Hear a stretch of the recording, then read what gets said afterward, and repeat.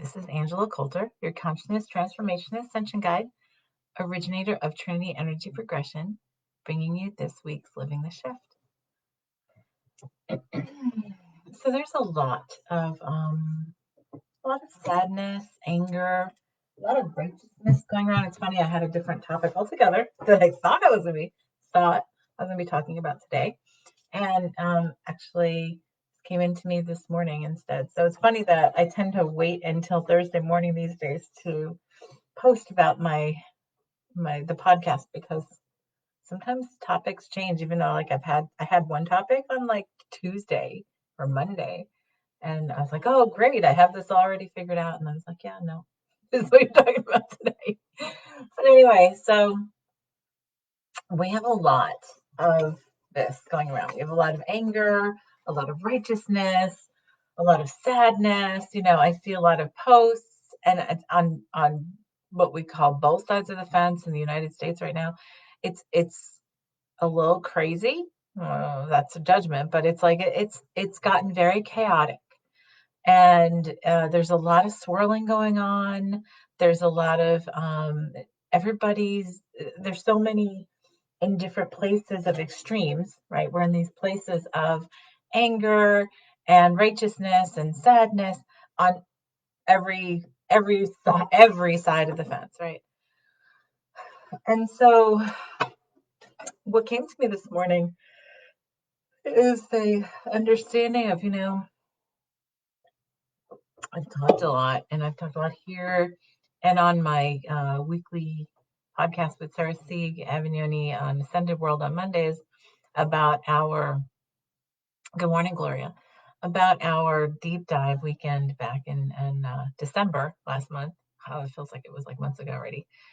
And one of the things it seemed to be a little blip in terms of like the enormity of everything we talked about that weekend. But one of the things, it seems to be really important, and this is what came up to me this morning, and then meditation and whatever. So let me give you some background. I had this realization that for a vast majority of my life, I have been pushing through. And to be completely honest, I've, like many of us, good morning, Bowie. So like many of us, I have had, since being a child, this feeling of pushing through everything, pushing through being here, pushing through being uncomfortable in my body, being uncomfortable in my environment, being uncomfortable being human, all kinds of stuff, all kinds of things. So like every time, and I become a master at pushing through. Like I have just decided, instead of letting something, so what do we do when we become uncomfortable with something? We either push through it. Typically, these are the two things we typically do. We either push through or we avoid it and stuff it down. So I had this realization when we were on our conclave weekend in the beginning of December. And I was like, I've become a master at that, and it's become productive for me. It's become really something where I have done this my entire life, and it's like, okay, some things, and it's like, okay, like I just do it, right? The more irritated or afraid or angry or whatever or something, or extreme something is that makes me want to avoid it, the more I will push myself to push through it. And many of us do that. It's a big habit here in the 3D. It's a big habit here in the ego consciousness. So we we go through this,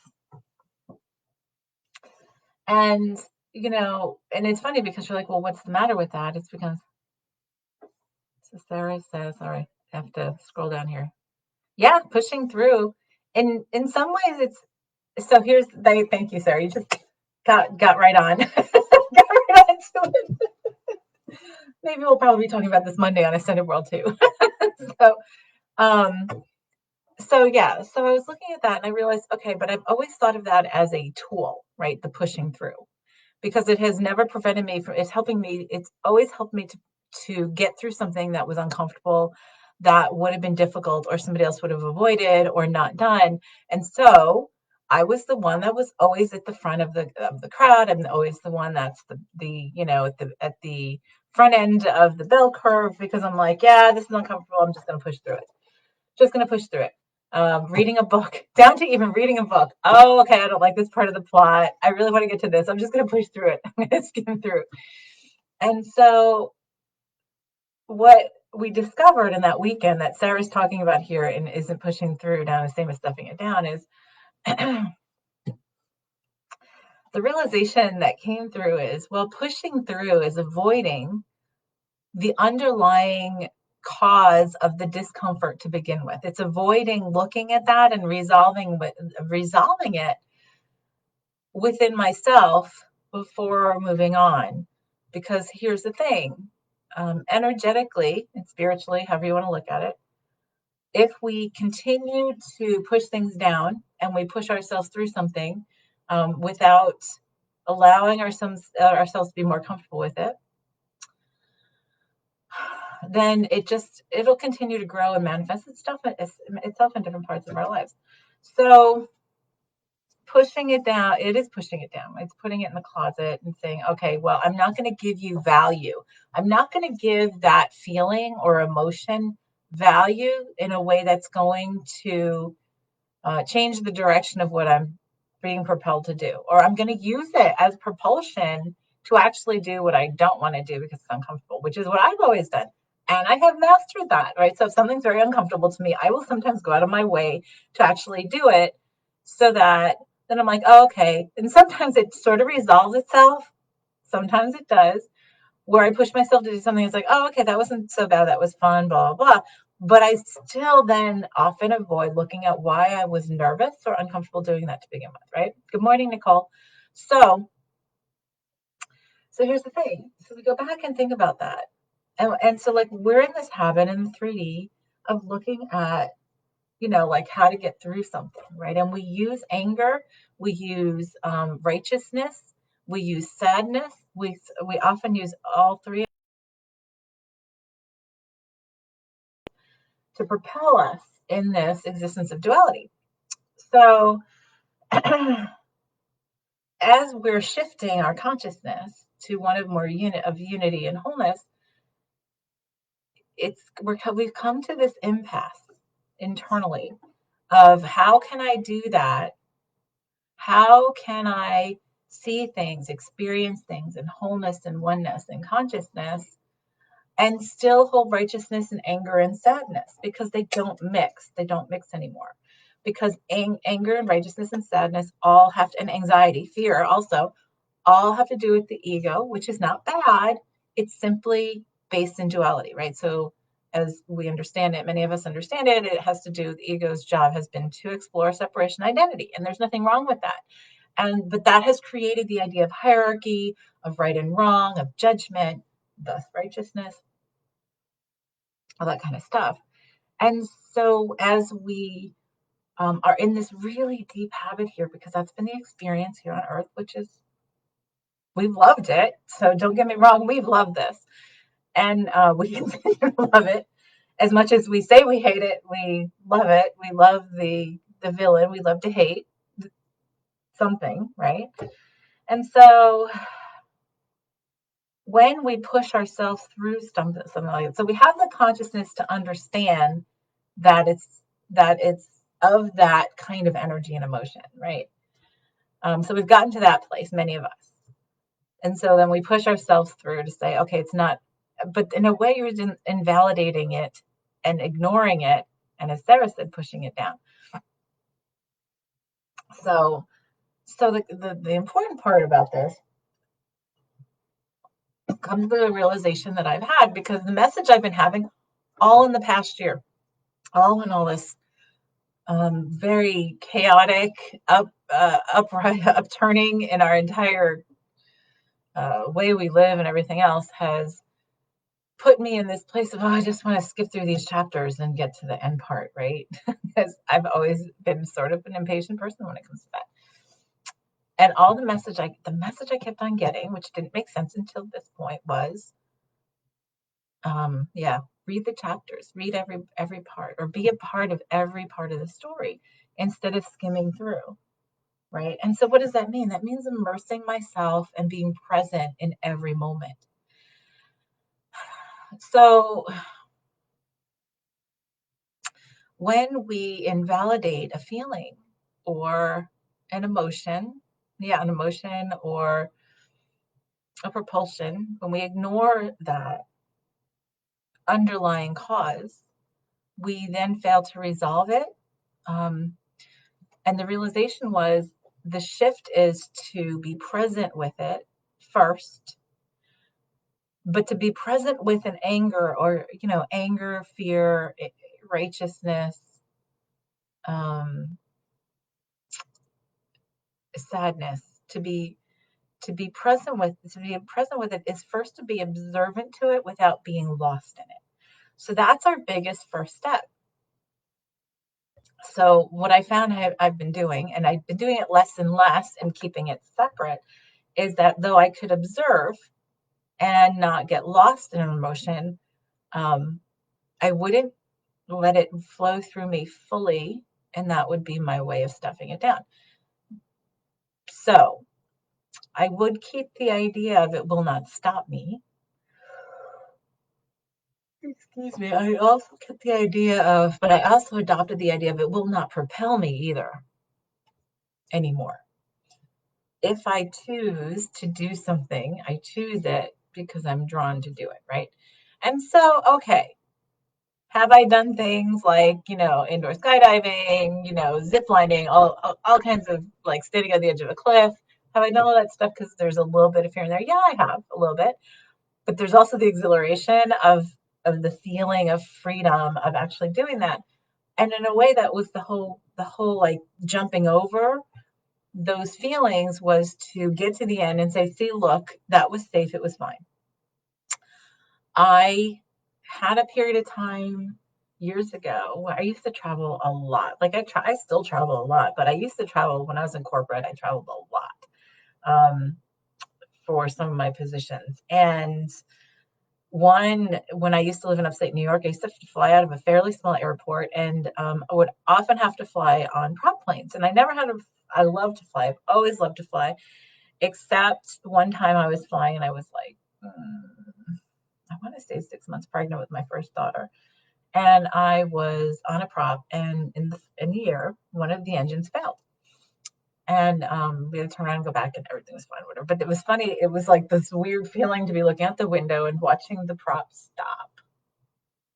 And I saw the person in front of me. We both looked at the other side to make sure the other prop was still going. But we had to get off and then get back on and get on another flight because I had a meeting the next day, and it continued on. I had such a panic about prop planes for years after that. And I had to just push myself through over and over again. I avoided it for a while. I would only take jets for a while, all that kind of stuff. But I pushed myself through. And then finally, I came to this thing of, okay, first of all, it was the fear of dying, right? Which many have, that I resolved within myself, right? As my shifting in consciousness has changed. And then I remembered how to enjoy it again, right? I remembered how to realize that I just felt helpless in that moment.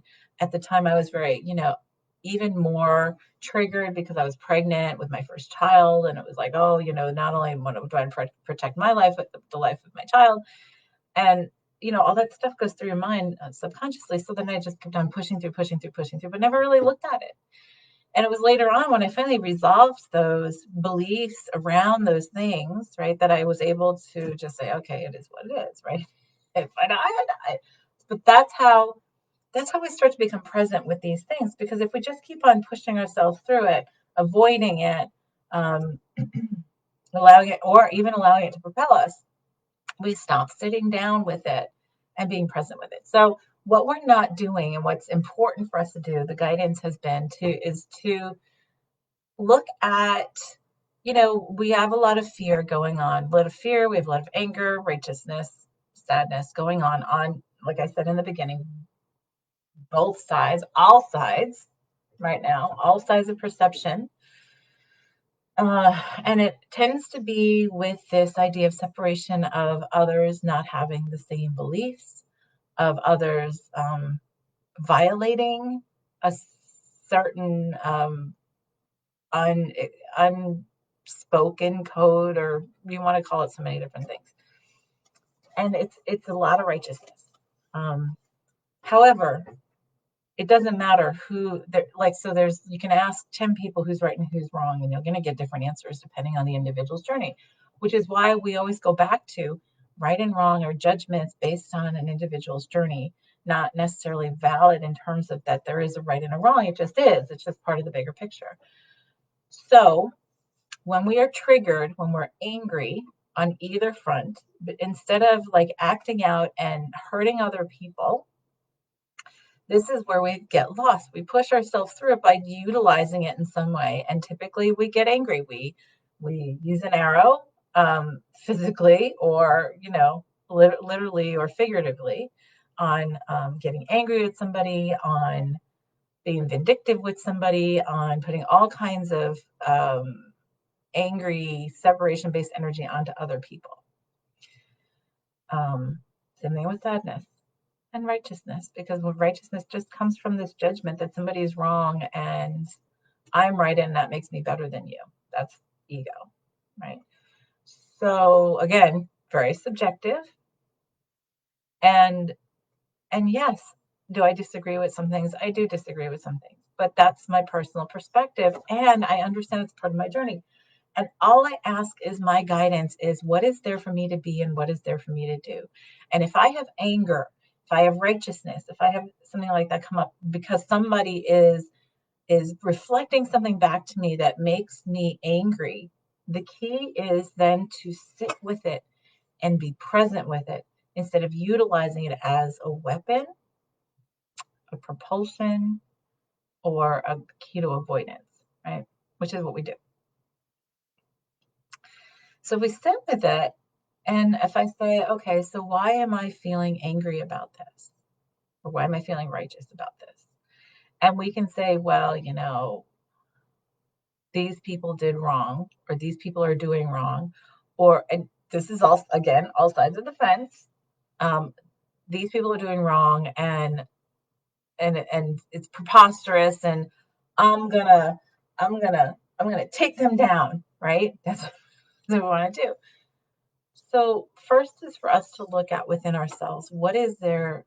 First of all, those people are us, right? When we look at it from a state of consciousness, we look at it from a remembrance that that's a part of us. So what part of me do I feel like has gotten out of control? Do I feel like is not abiding by my general MO, right? What part of me might I be angry at? And this takes this commitment to self-reflection, self-realization. Often, we have so many angry exchanges about things like, oh, disagreements on who's right and who's wrong, right? So it can be whether it's blue or red, whether it's, Black or Native American or Asian or male, female, or all parts of these duality things that we've created, or LGBT. We can look at all these things and it's all in the same manner. When we feel like we've been violated by somebody else's disagreeing beliefs, and sometimes we are physically violated by it, there is something inside of us that has caused us to create that, to reflect back to us that way. So it comes to this place of full self-responsibility. It comes to this place of saying, I create my reality. And if I want this, like, and if what's the thing we use, Sarah? It's what's the statement we use?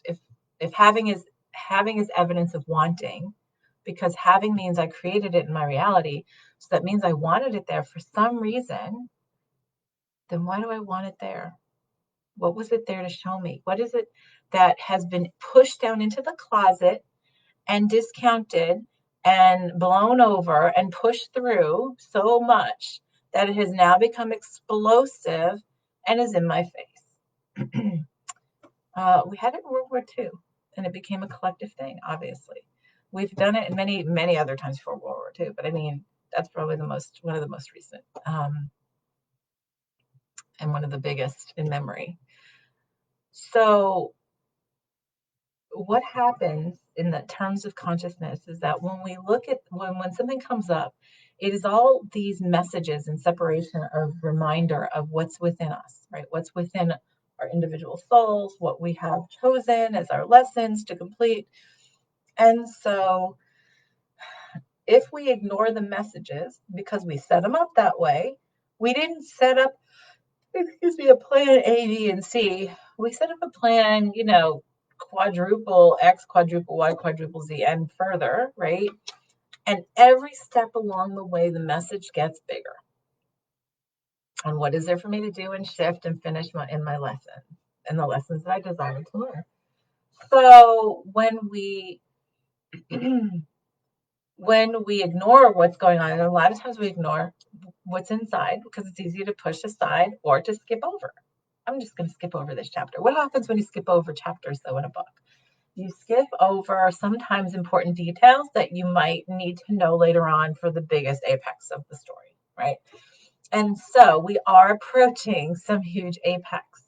And we've been talking about this on the spiritual front for a while. We are approaching this, and it's right here, it's imminent.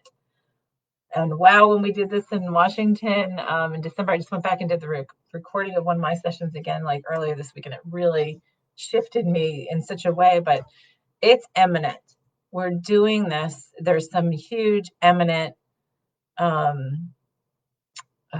change, realization that's coming right here. And it's not what we think it is. It's something completely different. But part of this is all practice to become present with ourselves.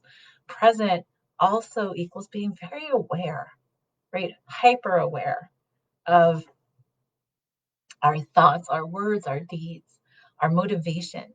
Instead of getting righteous and angry, right, and projecting as to I'm right and this person's wrong, is to look inside and say, well, why am I triggered by that? What does that show me? What if having is evidence of wanting in my reality? Why is it there? And if it's there, to look at, why is it showing it to me this way? What is it triggering inside of me? When this happens, how do I feel? One of the exercises that I do in my class, one of my classes that I teach, the Trinity One class, which is self mastery, um, it's called the why exercise, the why do I care exercise, right? So you write down a feeling, a projected kind of feeling of some, like you're angry or upset or in fear or whatever of something. And the key is to keep asking yourself, why do you care? And be honest without any judgment. Just write it down. You just keep writing it down. Why do I care? Why do I care? And you keep on going down to, because a lot of times you have things like, so let me give you an example, and one I use in my class a lot because this came from a client that I worked with a while ago, and who came in and was, really angry and frustrated with their spouse, and they both worked full time. They both had, careers, except they had allowed her husband's career to be priority, even though she made a good amount of money, whatever. They had 2 kids, and she took care, but she ended up taking care of a lot of stuff. And she came in and she was so angry at her husband. And I said, well, what's the air from? Well, when he comes in, he just leaves his crap all over the place. And there's this line of his clothes from the door to the bedroom and all this kind of stuff. And I'm like, okay, so why do you care? She's like, well, because it's like I'm not his mother. And I said, so are you picking up the clothes? And she's like, yeah. And I said, well, then why are you acting like his mother? And well, because I can't just leave the clothes. I'm like, why? And we got to this whole thing, and I kept on saying, why, till I came down to what is the what we call as the self-responsibility statement. You get down to a place where you say, because I feel like, I have sacrificed my value for a role that I thought I was supposed to fill, right? And I feel bad about myself, which means I feel like I'm unworthy without filling that role. But then that also just goes down to I'm more unworthy. And that is what we can do something with. Because when we shift that to a different place of worthiness and knowing that you're innately worthy and divine and everything else, and that everything's perfect and that we create our reality and all that kind of stuff, it's when we take full responsibility for our reality that we can change it. When we say I'm a victim to something, then that means I have no control over something. But if I say I have full responsibility over the creation of my reality, then I can change it. Then I know I can change it because I created it. If I created it, I can change it. So this is a big thing. And it's like I'm covering so much in a very short half hour. But the key is this: we have a lot of righteousness and anger and sadness and all kinds of this kind of fear and going on as well. And if what happens if we all step back for a moment and took a breath and stopped projecting arrows and blame and all kinds of judgment on others, and instead looked in the mirror, and instead of pushing ourselves through discomfort, we stopped and looked in the mirror and said, what am I uncomfortable with? I'm going to sit with this. I'm going to be present with it. And I'm going to commit myself to getting to that place of self-responsibility to what is the underlying cause of what's causing me to have these feelings, it's causing me to have these motivations and these actions that have nothing to do with other people, that only have to do with me. Most of the time it's to make myself feel like I'm an important person, to show or prove I'm an important person. All of that goes down to because I innately believe that I'm unworthy. Or like, and that's a tough one for the ego to get to, especially when we have a lot of layers of, oh no, well, I've done this and I've done this and I know what I'm talking about and I'm important and all this kind of stuff. And that has to do with this innate belief in separation, that we are not divine, that we're not God or spirit or source, whatever, but we are. We're all part of the same. When we come to that realization and that understanding to know that we're all part of this divine consciousness that creates the energy and consciousness of the multiverse, then we realize that it's our creation and it's our creation to change. And I am worthy and I am innately, I have the innate divine right and ability to do that from a place of love and unity. And when we do that from that place of wholeness, it's a completely different place of where we're motivated. So then we don't feel like I have to, we have to prove ourselves. We don't have to prove somebody's wrong. We don't have to tell somebody, we don't have to, we don't have to say, oh, well, look at them and they're idiots and they're, blah, blah, blah. You fill in the blank. When we come from this place, if we all shifted that perspective to say, and just instead of blaming, because I can't tell you how many conversations I've had this past year where it's always, well, they, and it doesn't even matter what you want to talk about, whether you want to talk about, whether it's population control, whether it is, the Black Lives Matter, or whether it is, uprising of disagreements between political parties. It's all the same energy. Um, whether it's like I said, it's so many different things, right? I'm just talking about the stuff that's really come to the forefront this past year. And so when we step back and take a breath and we get present, and getting present, listen to the words. I am getting present with this. I am being present with this. If I am being present with something, I'm not looking at the past. And that's where we sort of trip ourselves up, because, oh, this happened 10 years ago. This happened 20 years ago. This happened 150 years ago. And I'm still going to hold it against them and the da da da da da da da. Or this happened last week and whatever. If I get present with myself, where am I right now? What works right now? Where can I find the space of love, self-love, self-understanding, self-acceptance right now? When I come to that place and we start to really allow ourselves to emanate it, and we come to the table to say, you know what? Yes, we have individual journeys. That's part of separation. That's part of the beauty of what we've created. So how do we come back to the table and remember ourselves as whole?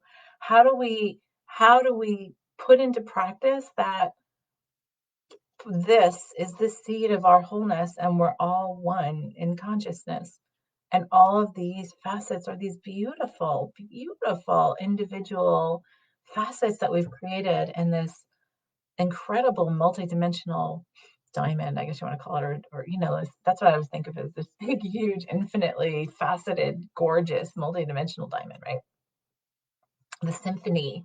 How do we, like in this symphony, instead of getting lost in, oh, well, I have the right note and you have the wrong one, or you're in that, you're in the trumpet section and I'm in the violin section, or I'm in the flute section and you're in the percussion. And whatever. It doesn't matter. And we laugh at that, but we can't laugh at the things that we're pushing ourselves through because we don't want to look at them. We don't want to sit present with them because that means then we have to turn it around and then look at the mirror at ourselves. And so that's the hardest step, I think, for many of us. It's the most challenging. And that's the thing for us to step back and take a breath. Take a breath. And one of the biggest practices for us is to take a breath that's separate from emotion and getting swept away by it, and to say, okay, what is there for me to be and what is there for me to do? What is there for me to look at within myself right now that has to do with all of this? And I'm going to sit with it until it shows itself to me in a way that's productive and clear and non-projecting, right? In self-responsibility. And that's where we get to that why, because when we get to the why thing, it's the why do I care thing, it's because it does have to do with something underlying that's about yourself, and something that's inferior or a whole or something within yourself, and that's what causes righteousness and anger and all this kind of stuff, and projection and bullying and all everything. So let's take that moment. Can we do that, in respect of ourselves and love for ourselves? How about we try this? Because it's different than what we've been doing for so long. We have become masters at pushing through stuff. But unfortunately, when we push through stuff, we allow things to grow that have power over us instead of allowing us to see it for the mirror that it is and the tool that it actually is for us to grow in our remembrance within ourselves, and then to grow in the remembrance of our connected oneness with each other. And when we start to do that, then our separate journeys become very different in perspective, in terms of we start to see similarities versus focusing on differences. And then we can come to the table and see what's going to work for us as a whole, in a way that we can be productive. See how that sort of comes around? And that was a lot to cover in a little over half hour. Something to really consider. How about this time, instead of getting lost in violence and anger and righteousness and everything, all of us step back, because whoever feels like they're in the right this week is going to feel, the other group is going to feel like, they're like, well, actually everybody feels like they're in the right, or else they wouldn't get, and that other people are wrong, or else they wouldn't get indignant or righteous or whatever about it. And again, it's having to prove that there's something underneath that has to make me prove me over you, because I believe that I am not equal to you. That's what happens. That's what's underneath all of that, psychologically, spiritually, however you want to look at it. So let's take a breath this week. Let's do some meditation. If you haven't done it, funny enough, I was offline most of the day yesterday when all this crazy stuff was going on in the world, and guided to, as I'm filling in my new website, guided to redo some of the recorded meditations that I've done with some isochronic tones in the background. So it's really nice and helps you into alpha and theta waves and stuff like that. So I will post the link here after I'm done. But go to the site, because I posted the recordings, and there's one that is a unity consciousness expansion meditation, and really it's less than 20 minutes. If you need some help to getting to that center place, use that. There's or any other tool that can help you do that. But the key is for us to step back and not get lost in the fear, the anxiety, the righteousness, the anger, the sorrow, all that kind of stuff. Let's step back and say, okay, how do we do this differently? How do I do this differently? How do I do this from a place of full self responsibility and self love and in unity of the whole? Um, and how do we do this differently so that we do this while we're connected and acknowledging our oneness while also honoring our individual journeys? So, on that, I'm going to go. Thank you for joining me this week. We'll see you next time. This is Angela Coulter signing off with this week's Living the Shift. Have a great one.